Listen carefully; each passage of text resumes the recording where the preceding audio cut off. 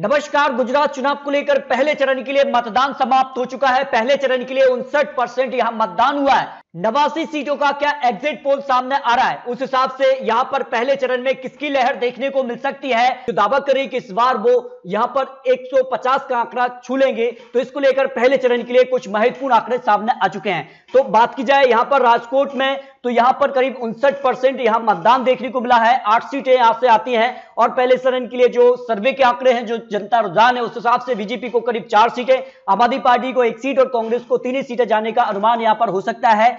सुरेंद्रनगर की 5 सीटों की अगर बात की जाए तो यहां पर करीब 60% मतदान देखने को मिला है और यहां पर बीजेपी को 3 सीटें, आम आदमी पार्टी 0 सीट और कांग्रेस को 2 सीटों पर जीत मिलने की संभावना यहां पर हो सकती है। कच्छ जिले की 6 सीटें हैं और यहां पर भी करीब 54% यानी करीब 55% ही यहां पर मतदान देखने को मिला है। उस हिसाब से भारतीय जनता पार्टी को 3 सीटें, आम आदमी पार्टी 1 सीट और कांग्रेस को 2 सीटों पर जीत मिलने की संभावना यहां पर हो सकती है। जबकि मोरबी में अगर बात की जाए तो मोरबी में करीब 62% यहां मतदान हुआ है 3 सीटों के लिए और यहां पर भाजपा को 2 सीटें, आम आदमी पार्टी 0 सीट और कांग्रेस को 1 सीट पर जीत मिलने की संभावना यहां पर दिखाई दे रही है। बात की जाए जामनगर की 5 सीटों के लिए तो करीब यहां पर भी 54% यहां पर वोटिंग हुई है। पहले फेज में यहां पर भाजपा को 2 सीटें, आम आदमी पार्टी 0 सीट और कांग्रेस को 3 सीटों पर जीत मिलने की संभावना यहां पर हो सकती है। जामनगर को लेकर जो अनुमान लगाया जा रहा है, देवभूमि द्वारका की 2 सीटों की बात की जाए तो दोनों सीटों पर भारतीय जनता पार्टी को जीत मिल सकती है और यहां पर करीब 59% यहां मतदान हुआ है, जो आंकड़ा बन रहा है। और यह भी अनुमान लगाया जा रहा है कि जिस काज से यहां पर बंपर वोटिंग होती है तो कहीं ना कहीं सत्ता पक्ष को घाटा होता है, जबकि विपक्ष को यहां पर फायदा हो सकता है। लेकिन यह माना जा रहा है कि कहीं ना कहीं एक यहां पर जो है औसतन ही यहां पर वोटिंग देखने को मिल रही है।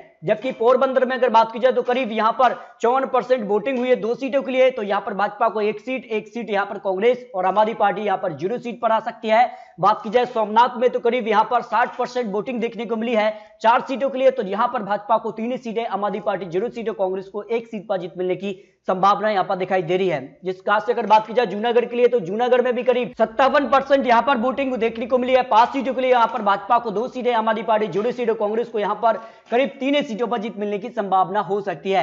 अमरेली की 5 सीटों की बात की जाए तो यहां पर 2 सीटों पर यहां पर बीजेपी और आम आदमी पार्टी को 0 सीट, कांग्रेस को 3 सीटों पर जीत मिल सकती है पहले फेज के लिए। इसके अगर बात की जाए तो भावनगर की 7 सीटों में से बीजेपी को यहां पर 4 सीटें, आम आदमी पार्टी 1 सीट, कांग्रेस को 2 सीटों पर जीत मिलने की संभावना हो सकती है। और भावनगर में अगर बात की जाए तो करीब 58% यहां मतदान देखने को मिला है, जो अनुमान यहां पर लगाया जा रहा है। जबकि बोटाद की अगर बात की जाए तो 2 सीटों के लिए यहां पर करीब 57% मतदान देखने को मिला है और भाजपा को 1 सीट, आम आदमी पार्टी 0 सीट, कांग्रेस को 1 सीट पर जीत मिलने की संभावना गुजरात के लिए पहले फेज के लिए हो सकती है। जबकि भारत की अगर बात की जाए तो करीब 63% यहां मतदान देखने को मिला है और 5 सीटें हैं और 5 सीटों के लिए अगर बात की जाए तो यहां भाजपा को 3 सीटें, आम आदमी पार्टी 0 सीट, कांग्रेस को 2 सीटों पर जीत मिलने की संभावना हो सकती है, जो अनुमान यहां पर लगाया जा रहा है। सूरत काफी महत्वपूर्ण हो जाता है पहले फेज के लिए, क्योंकि सबसे ज्यादा सीटें यहां से आती हैं और यहां पर भी करीब 58% मतदान देखने को मिला है और उस हिसाब से 16 सीटों में से भाजपा को सबसे ज्यादा 9 सीटों पर जीत मिलने की संभावना हो सकती है। आम आदमी पार्टी 1 सीट और कांग्रेस के पक्ष में 6 सीटों पर जीत मिलने की संभावना हो सकती है। बात की जाए नवसारी की 4 सीटों में से भाजपा को यहां पर 3 सीटें, आम आदमी पार्टी 0 सीट, कांग्रेस को 1 सीट और नवसारी में करीब यहां पर 66% मतदान देखने को मिला है। इस हिसाब से वलसाड में अगर बात की जाए तो 5 सीटों के लिए करीब यहां पर 65% यहां मतदान देखने को मिला है। भाजपा को 3 सीटें, आम आदमी पार्टी 0 सीट और कांग्रेस के पक्ष में 2 सीटों पर जीत मिलने की संभावना हो सकती है। बात की जाए डांग की 1 सीट पर करीब यहां पर 65% मतदान देखने को मिला है।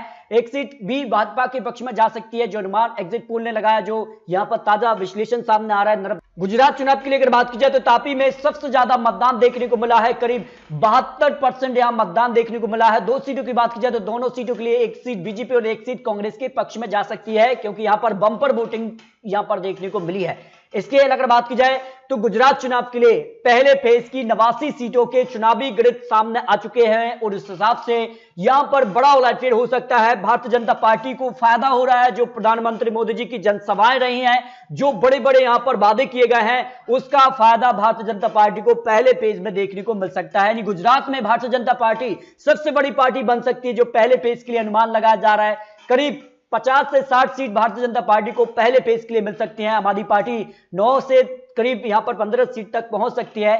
कांग्रेस को यहां पर 2017 के मुकाबले करीब 10 से 15 सीटों का नुकसान हो सकता है, क्योंकि जो यहां पर ताबड़तोड़ रैलियां प्रधानमंत्री मोदी जी की रही हैं उसका सीधे तौर पर असर जनता पर हुआ है और उसका फायदा भारतीय जनता पार्टी को पहले फेज में हो सकता है। तो कांग्रेस को 28 से 40 सीटें, इस तरह से अगर बात की जाए तो पहले फेज के लिए भारतीय जनता पार्टी यहां पर जो है बढ़त बना सकती है। जो अनुमान यहां पर ओपिनियन पोल हो या फिर एग्जिट पोल ने लगाया, इस तरह से अगर बात की जाए तो गुजरात चुनाव को लेकर जो अनुमान सामने आ रहे हैं उस हिसाब से पहले फेज के लिए भारतीय जनता पार्टी को बढ़त मिल सकती है।